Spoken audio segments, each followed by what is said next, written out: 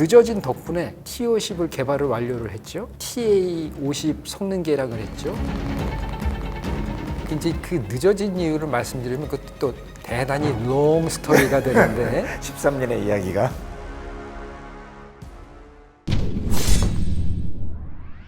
저희가 어떤 사업을 가려면은 사업 타당성 검토라고 얘기를 하는데 이 사업에 대한 경제성이라든가 성공 가능성이 있는지를 연구기관에서 검토를 하도록 되어 있습니다. 근데 이제 1차, 2차, 3차, 4차까지 검토를 했는데 전부 부적합이 나왔습니다.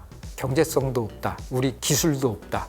나중에 이제 5차 평가를 했는데 그때는 개발 가능하다라는 결과가 나와서 그 결과를 가지고 2011년부터 2012년 6월 말까지 해서 약 1년 6개월 동안 국방과학연구소와 한국항공 여러 방산업체들이 탐색 개발을 시작합니다. 그때부터 20%의 투자금을 납부하고 인도네시아가 참여를 했습니다. 그렇게 해서 순조롭게 나가나 보다 했더니만 또 이제 여러 군데서 들고 일어나는 겁니다. 그동안에 했던 기간 말고 제3의 기관에서 사업 타당성 검토 다시 해보자. 그거 못 믿겠다. 라고 해서 그동안에 했던 기관 말고 다른 기관에다가 이제 연구 용역을 조사했는데 그 기관이 우리는 결론은 못 내겠다라고 이제 거칠게 나가 자빠집니다. 그러면 어떻게 되겠어요? 이게 완전히 가다가 중단이 돼버린 거죠.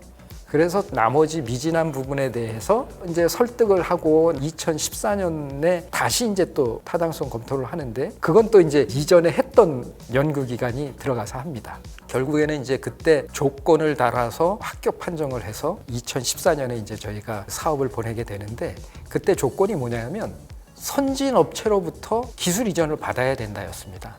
그런데 선진 업체로부터 기술 이전을 받았냐라고 우리한테 묻거든요. 그분이 기술 이전을 F-35 절충 교육으로 받도록 돼 있기 때문에 F-35가 결정되지 않는 한 그 기술 이전은 받습니다라는 얘기를 할 수가 없는 거였습니다. 왜? 두 사업이 동시에 진행이 돼 가고 있었거든요. F-35가 2014년 8월인가 결정이 나니까 우리 이제 할 수 있습니다라고 설득을 했고 그 다음에 거의 두 번째 또 조건이 그러면 제3국으로부터 투자는 받았냐? 받은 근거 내와라. 제3국은 뭐라고 얘기를 하냐면 인도네시아입니다. 야, 너희 정부에서 이 사업 간다고 승인했냐를 물어보는데 오히려 우리 이 연구부서는 그 인도네시아가 투자한다는 걸 받아와라 라고 얘기를 하지 않습니까? 그러니까 완전히 닭이 먼저냐 알이 먼저냐를 가지고 계속 이걸 하고 있었죠. 그래서 그 당시에 이제 제가 그 부장을 할 때 인도네시아한테 가서 제 기억에 그때 레터를 받았나 그랬던 것 같습니다. 그래서 우린 참여한다. 한국의 그 KFX 사업에 참여한다라는 그 레터를 받아서 또 제출을 하고 해서 정말 우여곡절 끝에 겨우 사업 타당성 합격을 받고 이제 진행을 됐던 것이죠. 제 기억에 그 조건이 한 5가지 정도 조건이 됐던 것 같은데 하나같이 이 사업을 추진해야 그 조건이 충족되는 거였거든요. 그래서 굉장히 힘들고 지난한 과정이 있었습니다. 제가 한편으로 보면 그 당시에 상당히 KFX가 뜨거운 감자인 상태에서 연구하시는 분들도 상당히 심적인 부담이 많았을 겁니다. 그동안에 5번의 그 사업 타당성 검토를 할 때 안 됐다고 그랬는데 그럼 무슨 이유를 들어서 지금에선 된다고 하겠느냐 하는 점과 두 번째는 혹시라도 이 사업이 잘못됐을 때 너희들이 이 사업 문제 없이 가도 된다라고 했지 않냐라고 하는 어떤 비난을 받을 심적인 부담 이런 것들이 많이 있었을 거라고 저는 봅니다. 그래서 지금에 와서는 다 각자들 입장에서의 어려움이 그런 것들을 빚어냈던 거 아닌가 그런 생각이 듭니다. K-90을 개발하면서 4.5세대 전투기를 개발한 특별한 이유가 있으실까요? 사실은 이제 많은 분들이 생각하기에 스텔스로 갔어야 된다라는 생각들을 많이 하시는데 F-35급 정도는 돼야 스텔스 아니냐. F-35 정도 되려면 상당한 기술이 들어가야 됩니다. 그 당시, 지금도 마찬가지입니다만은 그 기술이 없었습니다. 그렇기 때문에 그 정도의 능력은 저희가 없었고 하지만 할 수 있는 것을 최대한 높이 잡았던 것이 이제 4.5세대 항공기고 설계할 때 우리가 할 수 있는 거는 다 해보자 했던 것이 이제 외형적인 설계 솔직히 말해서 저희가 베이비 랩터라고 얘기를 하는데 스텔스 형상은 거의 유사합니다. 어떤 의미냐면 전파가 맞으면은 이것이 반사되지 않습니까? 그걸 반사각 정렬이라고 하는데 이 앞전, 이 날개 이쪽에 대한 각도를 평행하게 만들어주는 것들이고요. 그 다음에 이 수직꼬리 날개, 이 각도도 거의 유사합니다. 그렇기 때문에 형상이 거의 비슷합니다. 각진계. 그래서 그것만이 스텔스가 아니고 거기에 대해 들어가는 도료, 그 다음에 라스라고 하는데 스킨에 대한 어떤 구조, 그 다음에 심지어 전파가 반사되지 못하도록 하는 인테이크 안에 들어가는 구조. 이 인테이크 안에 들어가는 구조를 잘못 정하게 되면 엔진이 꺼지는 현상이 발생합니다. 또 뭐 심지어는 IR 소스를 줄이기 위한 장치. 다양한 것들이 있습니다. 근데 이제 거기에 일부분은 우리가 안 되는 기술도 있게 하기 때문에 완전한 스텔스가 되지가 않고요. 그 다음에 가장 중요한 내부 무장. 그래서 내부 공간을 좀 크게 만들자. 그랬던 목적이 투엔진으로 갔던 목적도 그러한 목적입니다. 왜냐하면 투엔진으로 가면 몸통이 커지지 않습니까? 그래서 이 안에 내부 무장을 할 수 있도록 공간을 부어놓은 부분이 있고요. 사실은 그 당시에 4.5세대 항공기라는 용어도 아마 없었을 겁니다. 국민 여러분들한테 이제 그럼 우리 항공기는 어느 수준 항공기냐를 이해하기 쉽게 만들기 위한 용어가 4.5세대 항공기고, 그러면 4.5세대 항공기라는 것은 어떤 항공기냐? 현재 우리 KF-16이 가지고 있는 그 능력이 4세대 수준이라면 KF-16의 기동 성능, 즉 공중에서 도구 파이팅하고 공대지 공격을 하고 하는 어떤 이런 항공역학적인 기동 성능은 대등과 혹은 그보다 뛰어나거나 그 외의 항공 전자 장비 이런 것들은 KF-16보다 우수한 것, 그것이 4.5세대 항공기다라고 얘기를 했고요. 그게 이상하게 잘 들어맞았던 것 같습니다. 그렇게 말씀해 주셨는데 저희가 이제 4.5세대는 다분히 전략적 의도가 들어간 명칭이 있지 않습니까? KF-X 사업 시작할 때는 F4, 5를 대체하는 즉 3세대급 전투기를 대체하는 건데, 공군이 요구하는, 그리고 앞으로 우리가 영공방위를 해 나가는데 이 정도 수준이면 지금은 충분하다는 겁니다. 여담으로 이제 공군과 저희 그 사업단의 자랑을 하면, 작년에 미 공군 참모총장이 뭐라고 세미나에서 말씀을 하셨냐면, 야, 우리가 출근하는데 맨날 페라리를 타고 다닐 필요는 없지 않니?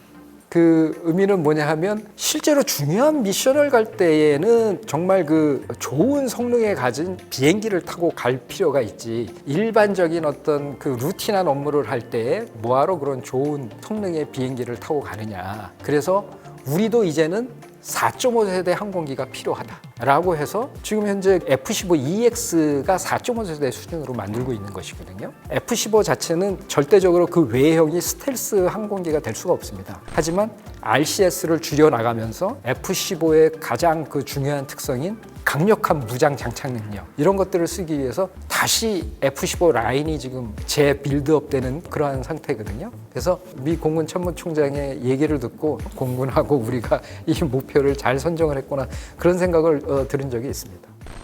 그 이외에도 이제 개발 과정에서 말씀해주고 싶은 뭐 잊지 못할 순간, 뭐 에피소드가 있으면 어떤 게 있을까요? 뭐 에피소드라면 이 말씀을 드리면 또 그 언론사 기자가 되게 저를 싫어할 것 같은데, 작년 4월에 롤아웃을 했지 않습니까? 롤아웃을 준비하는데도 시간이 걸렸기 때문에 개발 일정이 지연돼서 롤아웃 그 행사가 끝나자마자 바로 항공기들을 이제 지상 시험에 투입을 합니다.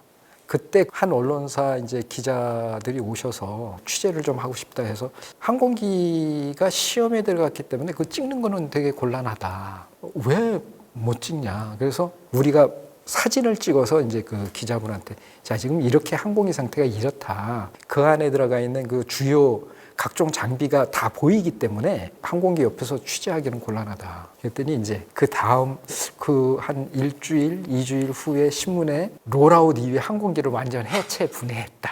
뭐 이런 신문이 나와서 한참 떠들썩했던, 심지어 제가 국회까지 불려나가서 설명을 해야 됐던 이런 문제가 있었는데, 사실은 우리가 이런 지상 시험을 하려면 하다못해 이 항공기 캐노피를 하려면 캐노피를 뜯어내고 뭐 각종 점검도 하고 시험도 하고, 그다음에 그 안에 있는 조종사 사출 좌석을 점검하려면 뭐 위에 뚜껑 다 뜯고 뭐 이걸 또 점검을 하고 해야 되지 않습니까? 이제 그런 장면을 보고 이건 뭐 앞에 다 뜯어져 있고 뒤에 엔진도 다 내렸다. 이 엔진 내리는 건 문제도 아닙니다. 일반 비행단에서 항공기 엔진 매일 수시로 내립니다. 이 엔진 내리는 거 이건 뭐 문제도 아닙니다. 근데 그런 것을 제가 그 기자분한테 뭐 잘못했다 이런 말씀을 드리는 것이 아니고 우리나라가 이런 것들을 처음 해보기 때문에 어떤 그러한 절차라든가 과정에 대해서 이해가 부족했기 때문에 그런 것들이 발생을 했고 그래서 그건 저희들의 잘못도 있다라고 생각합니다. 이해도 구하고 잘 알려드리고 했어야 되는데 이제 단지 이게 무기 체계라는 그런 측면에서 저희가 그걸 뭐 수시로 기자분들을 모아놓고 설명해드리고 이런 것도 참 어려워서 그런 해프닝들이 좀 때때로 있었다. 이제 그게 또 어떻게 보면은 앞으로 프로펠러시 해야 될 역할로 생각을 하고 저희가 좀 이해도를 높이는 데는 도와드리도록 하겠습니다. 그렇게 좀 해주시죠. 다만 이 과정을 하나하나 뭐 알 권리 또는 궁금증을 해소하기 위해서 이거는 시험 비행 앞으로 해가는 과정에서는 큰 도움은 안 될 것 같고 세밀하게 국민 여러분들께서 아실 필요도 없으시고요. 왜 그러냐면 시험이라는 것은 잘못된 것을 잡아내기 위해서 시험을 하는 겁니다. 근데 그 잘못된 것이 나왔다고 해서 잘못됐다라고 하면 그게 오히려 더 문제인 겁니다.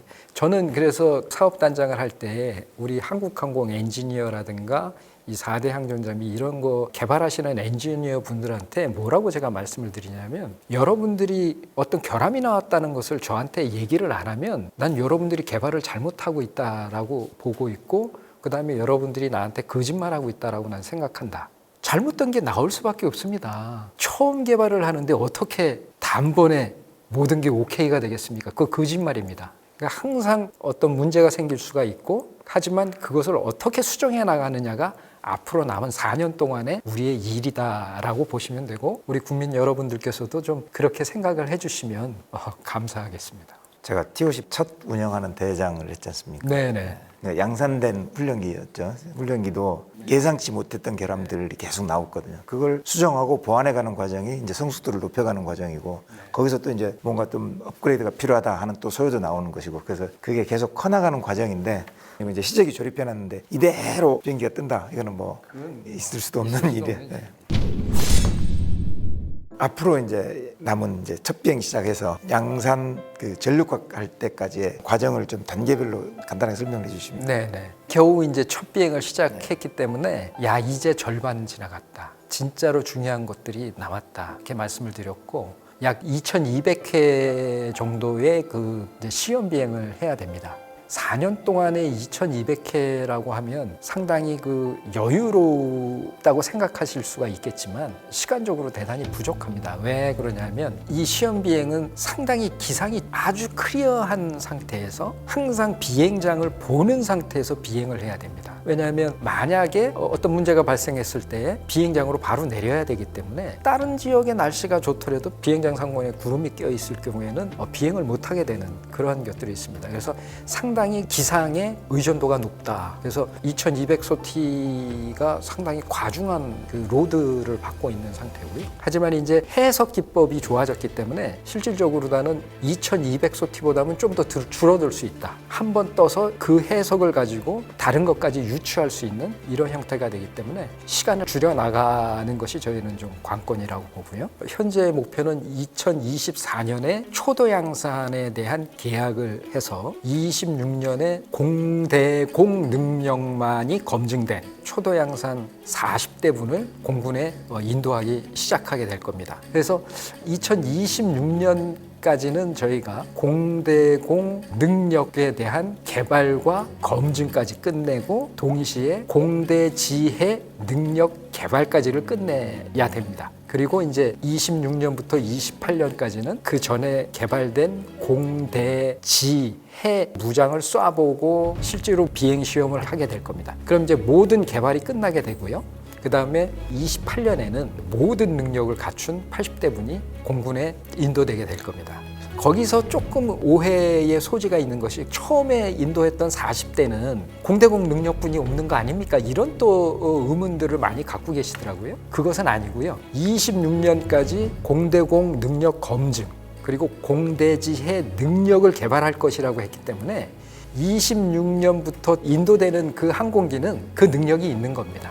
단지 시험 비행을 통해서 소프트웨어만 수정해주면 되는 그러한 형태이기 때문에 빠르게 진행될 수 있습니다. 그래서 28년 되면 초도 인도됐던 40대도 공대공, 공대지, 공대지의 능력까지 다 갖춘 상태가 되겠죠. 그렇게 돼서 대략 한 2032년까지 되면 이제 120대가 모두 납품되는 그러한 형태로 진행이 될 겁니다. 근데 이제 22년 이제 7월 말이지 않습니까? 네. 그럼 23년, 24년 얼마 남지 않았거든요. 얼마 남지 않았습니다. 정말로 얼마 안 남았다는 것을 제가 한번 말씀드리면 초도 양산 계약을 아까 제가 말씀드렸을 때 2024년에 계약을 한다고 그랬지 않습니까? 그러려면 그 전제 조건이 잠정 전투용 사용과 판정을 받아야 됩니다. 그것을 내년 후반기에 받아야 됩니다. 공대공 어떤 그 무장 발사 이런 것을 평가를 하는 것은 아니고 실질적으로 공중에서 기동을 어느 정도 하고 이러한 능력을 검증을 해야 되기 때문에 상당히 좀 빠듯한 시간이라고 볼 수 있습니다. 잠정 전투용 사용 가압 판정의 의미는 전투기로서의 능력을 보유하고 있다. 그렇습니다. 네. 소위 ROC라고 하는 작전 운영 성능은 공대공, 공대지, 공대해 다 아울러져 있지 않습니까? 그러니까 이제 실질적인 전투용 사용과 판정을 받기 위해서는 26년까지 가야 되는 것이고요. 일부는 28년까지 가야 되겠습니다만, 그러나 그 전에 이제 우리 방산업체들이 쉴 수는 없는 거 아니겠습니까? 금년이면은 6대가 생산이 돼서 22년이면은 다 나오는데 26년에 전투용 사용과 판정이 나고 양산에 들어간다라고 하면 우리 업체들은 정말 4년여 동안 손가락을 빨고 있고 그 숙련된 엔지니어들은 다 퇴직을 할 수밖에 없게 됩니다. 그래서 전투용 사용과 판정을 먼저 내리고 양산을 들어가게 되면 나머지 것들을 검증하는 이런 형태로 진행이 되는 겁니다. 그래서 단계적으로 진행이 될 것이고 그다음에 일이 끊기지 않도록 진행이 될 건데 지금 당장은 첫 비행에서 저속 성능 보면서 시작했던 게 속도도 높여가고 지포스도 로우 지포에서 이제 하이 지포스 넓혀가서 전체적인 그 영역을 확대해가는 시험비행의 과정이 될 걸로 생각을 하고 다음 목표가 이제 잠정 전투용 사용 가압 판정이 앞으로 시험 비행해가는 과정에서 가장 큰 숙제가 될 것 같습니다. 그렇습니다. 네네. 지금부터는 KF-21의 이제 미래를 꿈을 한번 가져본다면 먼저 수출 F-16 능가할 수 있을까요? 제 개인적인 생각으로는 지금은 네이비 버전을 얘기할 시기가 아니다. F-35를 사지 왜 KF-21을 사겠어? 꼭 스텔스 전투기를 만들어야만 되는 것은 아니죠. 6세대 6세대는